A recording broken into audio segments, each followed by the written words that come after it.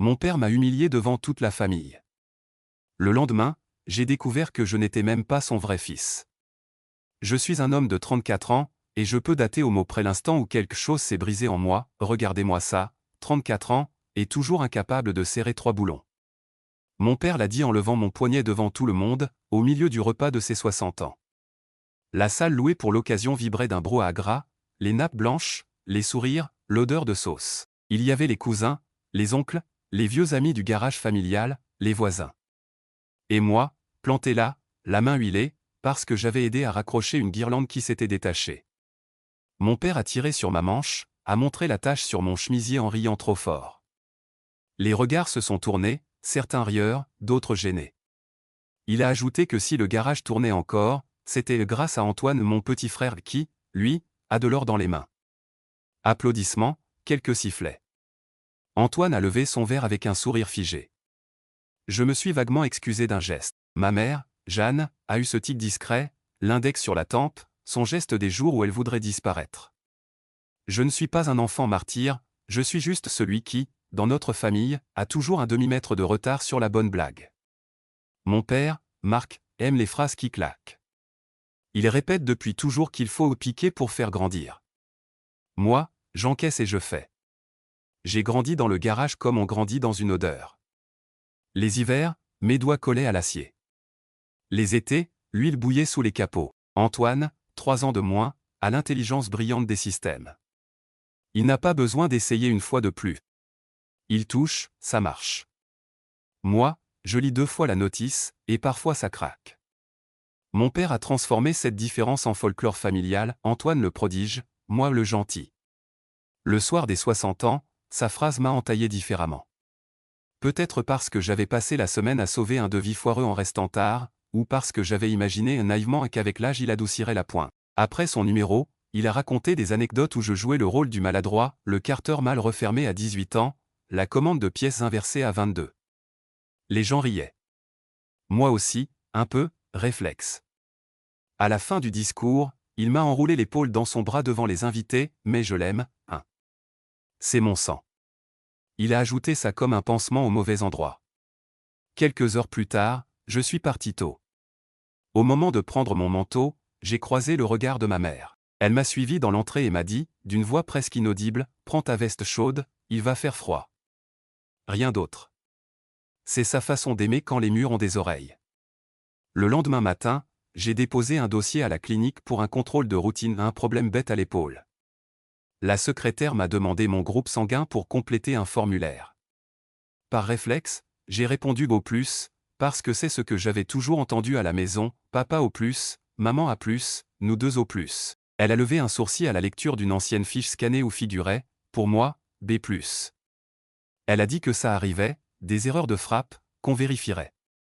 Ça m'a piqué sans m'inquiéter. J'ai envoyé un message à ma mère, taquin, tu m'as vendu au plus, on me ressort B+. Elle a mis plus d'1 heure à répondre. Son on reverra était sec comme du papier. L'après-midi, je suis passé au garage pour récupérer un chargeur de batterie.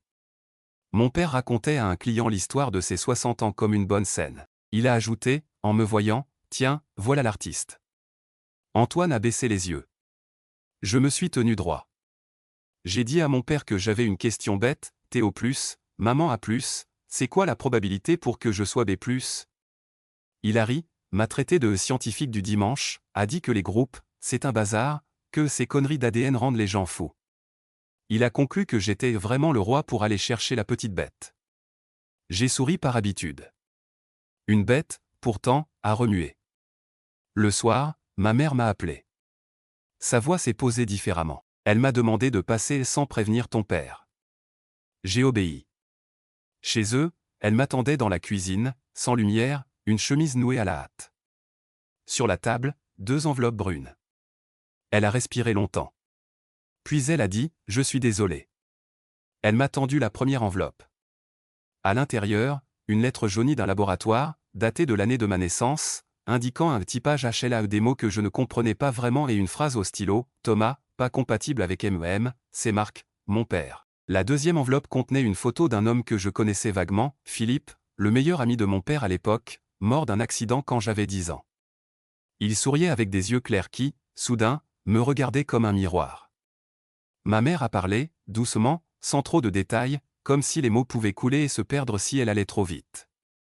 Elle m'a expliqué qu'avant de se marier avec Marc, elle avait eu une histoire interrompue avec Philippe, que, quelques mois après le mariage, ils s'étaient reparlé, maladroitement, que c'était une bêtise courte et imméritée.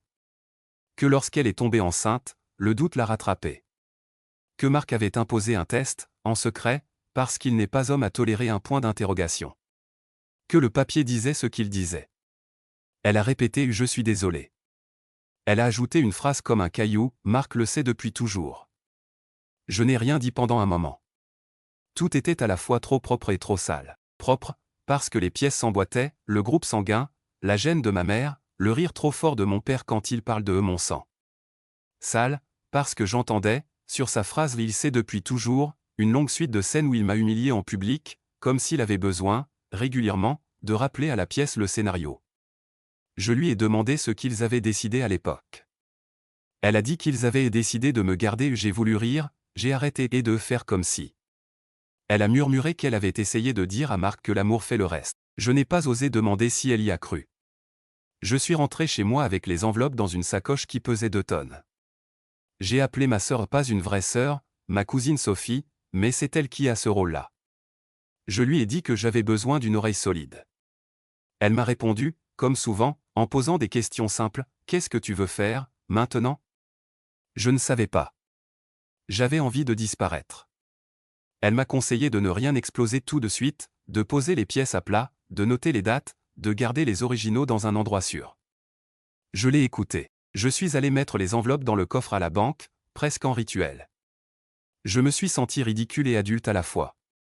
Le lendemain, j'ai affronté mon père. Pas dans un élan héroïque. À cause d'un message sec, passe au bureau. J'y suis allé la gorge nouée. Il m'attendait derrière son grand bureau de patron de petit empire, les mains jointes. Il m'a regardé comme un contremaître regarde un apprenti qui a rayé une carrosserie. J'ai posé les enveloppes devant lui. Il n'a pas cligné. Il a dit « bah ». Puis il a pris un ton familier qui m'a donné la nausée, « Ta mère ne sait pas garder ses tiroirs fermés ». J'ai demandé depuis quand il le savait. Il a répondu « depuis avant ta première dent ». Il a ajouté qu'il m'a élevé pareil. Le mot « pareil » m'a cogné. Je lui ai rappelé des épisodes où il m'avait traité comme un clown devant les autres. Il a haussé les épaules, on plaisante en famille. Il m'a lâché la phrase qui m'a coupé les jambes, « Tu devrais me remercier de t'avoir donné mon nom ». J'ai voulu partir. Il a demandé que je m'assoie. Il avait, visiblement, préparé son chapitre suivant. Il m'a expliqué, d'une voix métallique, qu'il réfléchissait depuis quelque temps à transmettre le garage. Qu'il avait suivi les performances de chacun. Que Antoine avait l'évidence technique et eu le sens du commerce. Il a glissé qu'un notaire, maître de l'orme, travaillait sur un schéma de reprise au plus juste. Il a ajouté qu'il ne voulait pas me léser mais que tu comprendras si la majorité des parts va à ton frère. Il a mis ça sous le signe du bon sens. Je me suis mordu la langue pour ne pas ressortir les enveloppes et les agiter. Il s'apprêtait à écrire l'héritage comme on dessine une gifle polie, sans jamais nommer le point de contact.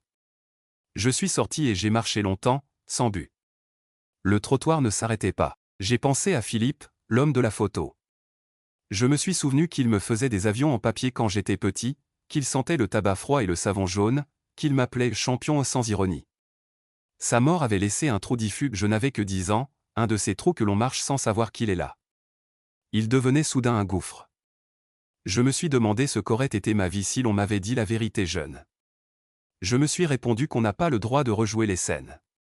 Mais on a le droit de refuser de continuer la pièce au même décor. J'ai pris rendez-vous avec un avocat en droit de la famille et des successions, Maître Rivière, recommandé par Sophie, encore elle. Il a écouté, précis. Il m'a posé des mots que je ne maîtrisais pas, possession d'état, action en contestation, filiation, délai, intérêt à agir. Il a ajouté une prudence, vous pouvez vouloir la vérité et ne pas vouloir vous décoller du nom. C'est légitime. Je lui ai demandé s'il existait un chemin où je ne devenais pas un enfant de personne. Il a dit oui, la loi reconnaît la filiation sociale. Vous pouvez demander que la vérité soit reconnue entre adultes, sans effacer ce que vous êtes devenu. Il a conseillé, en parallèle, de garder trace de tout ce qui, dans la conduite de l'entreprise, pourrait démontrer un favoritisme brutal déguisé en logique économique. Il a glissé, quand certains construisent un récit, il faut des documents pour répondre. Pendant que je faisais la liste de mes papiers, ma mère glissait, au compte-gouttes, les siennes. Un agenda de l'époque, des cartes postales de Philippe envoyées de la mer, une photo où elle et lui sourient trop fort. Un soir, elle a sorti d'une boîte une lettre de Philippe, écrite la veille de l'accident, où il dit « Je me tiens prêt à ce que tu décideras » et une phrase qui m'a accroché par la peau « Je veux que le petit est un homme qui ne se regarde pas dans la glace en cherchant la ressemblance ». J'ai relu cette ligne 10 fois. Dans la famille, la rumeur s'est déplacée vite, comme si quelqu'un avait ouvert une fenêtre. Une tante m'a écrit un message obscur « On a toujours su que tu avais quelque chose de différent ». Quelque chose de différent, j'aurais pu coller ça sur des années de petites humiliations déguisées en blagues. Antoine, en revanche, m'a envoyé un texto court « Je t'aime, frangin ». C'était la phrase la plus exacte que j'avais reçue depuis 2 jours. Quand je l'ai revu, il était nerveux. Il m'a confié que papa lui met une pression d'enfer pour la reprise, que lui-même ne dormait plus, qu'il ne me laisserait pas tomber si ça déraille. Il a ajouté qu'il avait surpris, dans le bureau, un mail au notaire mentionnant l'absence de lien biologique avec T, justifiant l'option majoritaire A. Il m'a montré la capture. J'ai senti mes mains devenir froides. Ce mail a retiré la dernière couche de vernis. Mon père n'avait pas simplement réglé un héritage en fonction d'une compétence, il instrumentalisait la biologie pour faire de l'injustice un bon sens. C'était subtilement infâme. J'ai transféré la capture à Maître Rivière. Il a répondu en une phrase, « Gardez tout, on avance ». Je croyais avoir atteint le fond. C'est le dimanche suivant, chez ma grand-mère, que j'ai compris qu'il restait encore du terrain en dessous. Ma grand-mère, qui vieillit en se raccourcissant, m'a demandé de la raccompagner au grenier pour chercher une nappe. Dans une malle, elle a sorti un album. Entre 2 pages, un acte notarié ancien, une reconnaissance de dette signée Marc Philippe, pour prêt d'installation garage Somme Ronde, échéancier serré. Elle a dit, avec sa voix de coton, que Philippe a sauvé Marc au début, tu sais. J'ai saisi d'un coup un autre motif, mon père devait son garage à Philippe, et son fils moi portait le visage de ce créancier mort. La dette et la ressemblance auraient suffi à expliquer 50 éclats de moquerie. Je suis rentré avec l'acte scanné. J'ai dormi peu. Le lundi, j'ai envoyé un message à mon père, je sais pour le prêt. Il n'a pas répondu. L'après-midi, j'ai reçu un SMS du notaire fixant un rendez-vous familial pour la transmission. J'ai compris qu'on entamait la dernière ligne droite, celle où les sourires deviennent juridiques. Je me suis préparé, non pour gagner quelque chose, mais pour ne pas me laisser arracher mon histoire. Et, curieusement, c'est à ce moment-là qu'un dernier coup est venu par derrière, un message anonyme sur ma boîte mail, avec en pièce jointe un scan d'une lettre écrite de la main de mon père, datée de l'année de mes 20 ans, adressée à Maître Delorme. Je souhaite protéger Antoine des conséquences d'un jour où la vérité surgirait, et préserver mon nom. La phrase suivante, pourtant, me blessait plus encore, Thomas s'en sortira, il a l'habitude. Je me suis demandé à quel moment de ma vie j'avais donné l'impression d'avoir l'habitude des gifles. J'ai refermé l'ordinateur. J'ai pensé à Philippe, à ma mère, à Antoine, à la salle blanche des 60 ans. Je me suis assis. J'ai écrit, pour la première fois depuis des années, un texte que je n'adressais à personne, ce que je voulais garder, ce que je refusais, ce que je pouvais rendre. J'ai compris que, quoi qu'il arrive au notaire, je ne retournerai pas dans la scène où je joue le personnage de gentil sur lequel on s'essuie les pieds pour conjurer ses propres dettes. Je me suis couché avec cette phrase d'enfant dans la tête, je suis le fils de qui ? Je n'avais pas de réponse à donner au petit garçon. J'avais un rendez-vous, bientôt, pour que les adultes arrêtent de se raconter des histoires. Et, pour la première fois en 2 jours, j'ai dormi. Le rendez-vous chez le notaire a eu lieu un jeudi, à 9 h. La salle sentait la cire et l'encre. Sur la table, le dossier et transmission garage est épais comme un dictionnaire. Mon père est arrivé le premier, sourire de circonstance, veste sombre, cravate trop serrée. Ma mère s'est assise à ma droite, les mains dans son sac. Antoine a pris place en face, pâle. Maître Delorme a toussé légèrement, a déroulé sa litanie, valeur de part, clause d'inaliénabilité, conditions suspensives, évaluation des stocks, rachat progressif par Antoine, donation-partage au plus juste. Tout avait l'air neutre. Rien ne l'était. Je l'ai laissé finir. Puis j'ai pris la parole calmement. J'ai dit que j'avais des pièces à verser au dossier, non pas pour bloquer la transmission, mais pour corriger une base vicieuse, la mention, dans un mail, de mon absence de lien biologique comme motif pour minorer ma part au-delà de toute logique. J'ai déposé la capture. Le notaire a levé les yeux vers mon père, a pris cet air qu'ont les hommes de loi quand ils découvrent qu'ils sont enrôlés dans une histoire qui pue. Mon père a tenté d'ironiser, on ne peut plus rien écrire. Maître Delorme a rappelé qu'on peut tout écrire, mais pas n'importe quoi, et surtout pas sur le motif de discrimination familiale.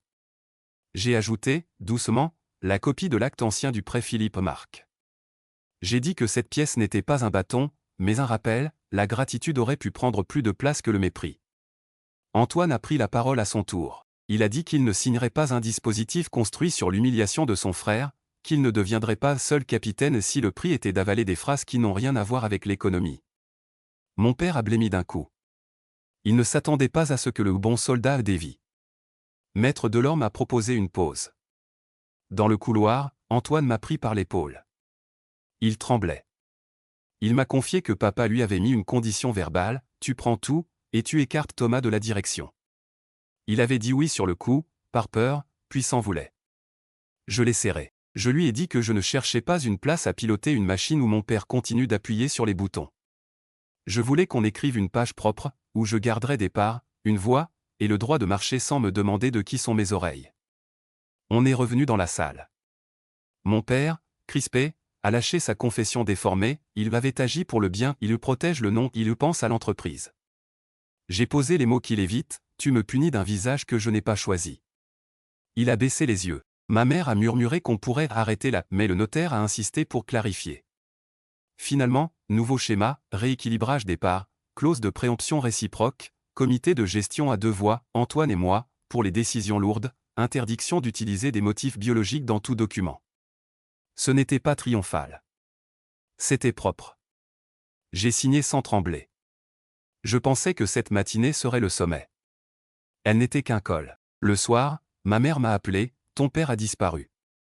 Il avait quitté la maison furieux, après une dispute où elle avait osé lui dire que la vérité ne l'empêchera pas de rester père. Je suis parti faire le tour des lieux où il se planquait parfois, le garage fermé, le bar, le terrain de foot.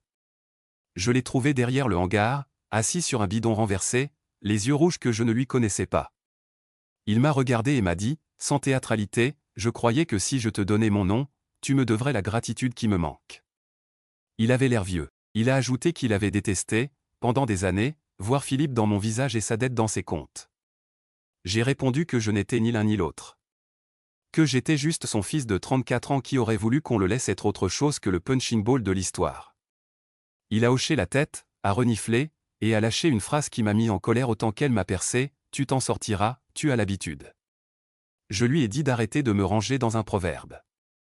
Je lui ai souhaité d'apprendre une chose tardive, dire pardon sans détour.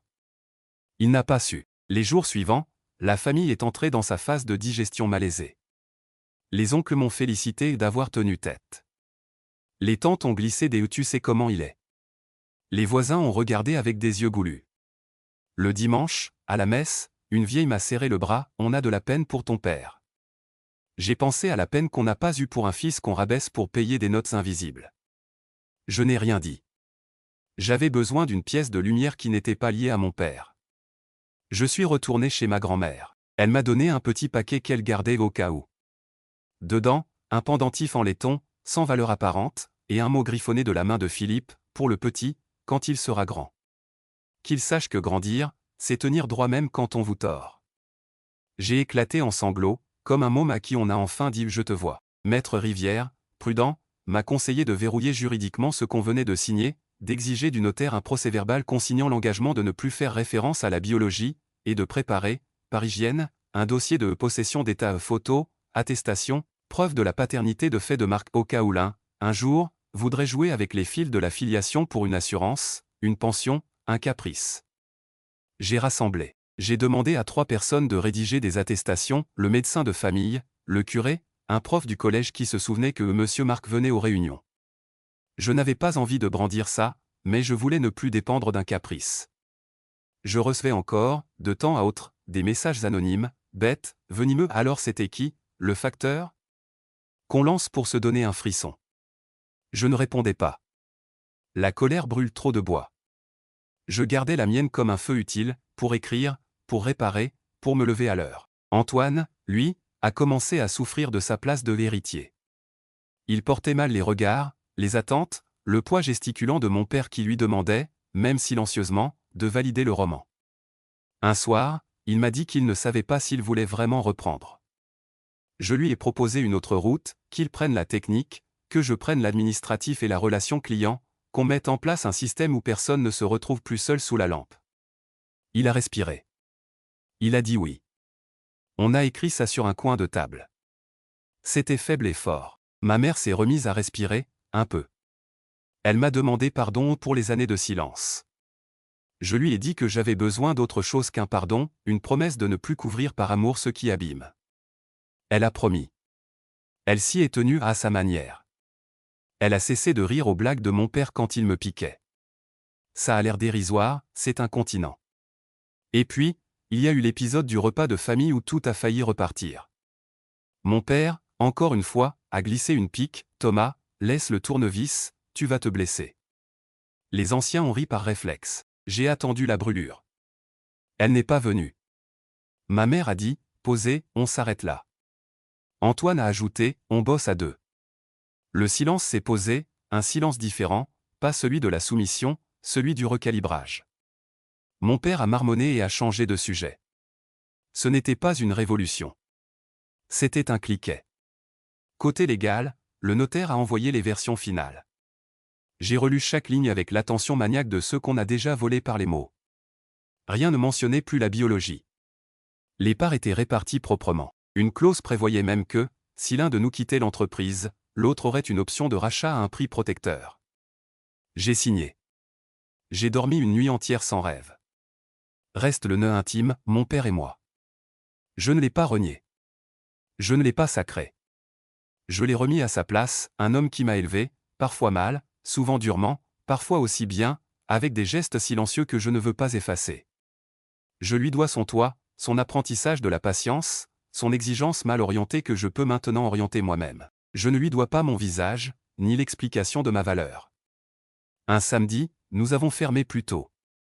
J'ai emmené Antoine boire un café. On a parlé du garage comme de quelque chose qui, enfin, pouvait nous appartenir. J'ai sorti le pendentif en laiton. Je l'ai posé sur la table. Je lui ai dit que j'avais trouvé mon équilibre, je n'irai pas chercher le père mort pour écraser le vivant, je n'irai pas flatter le vivant pour effacer le mort. Je composerai avec l'un et l'autre, à ma hauteur d'homme. Le lendemain, mon père est venu au garage à l'aube, comme souvent. Il a trouvé le cahier de consignes où j'avais écrit, en première page, on arrête les blagues sur les personnes. On se les garde pour les voitures. Il a souri, de ce sourire qu'il a quand il sait qu'il a perdu un terrain sans l'avouer. Il a pris un chiffon. Il s'est mis à frotter un capot avec application. J'ai pris l'autre chiffon. Il y a encore des jours où l'humiliation remonte en moi comme une bulle. Je revois la salle des 60 ans, la main levée, la tache sur ma chemise. Il y a aussi des jours où la révélation me poignarde tard. Je ne suis pas son fils. Puis je reformule, pour ne pas me noyer, je ne suis pas son fils comme lui l'aurait voulu. Je suis ce fils-là, celui qu'il a eu, que ma mère a aimé, que Philippe aurait voulu droit. Ça suffit pour marcher. Un soir, je suis allé au cimetière. J'ai posé le pendentif en laiton sur la pierre de Philippe, le temps de me le dire à moi-même, merci. Puis je l'ai remis autour de mon cou. En repartant, j'ai croisé un voisin qui m'a dit, tu ressembles à ton père. Il parlait de Marc. J'ai répondu, ça dépend du jour. Il a ri sans comprendre. Moi, j'ai souri pour de bon. Si on attend de moi une morale, je n'en ai pas. J'ai seulement une méthode qui m'a sauvé, poser des faits, nommer les humiliations, refuser les héritages écrits avec des ombres, garder les vivants vivants et les morts honorés, et cesser de faire du sang un argument quand il sert à frapper. Mon père m'a humilié devant toute la famille. Le lendemain, j'ai découvert que je n'étais même pas son vrai fils. Aujourd'hui, je suis le fils d'une histoire compliquée que j'ai décidé de tenir droit. Ce n'est pas beau tous les jours. C'est respirable. Et parfois, entre deux ponts et un embrayage, c'est même lumineux. Pour des histoires encore plus captivantes, essayez Audible gratuitement pendant 1 mois. Lien en description.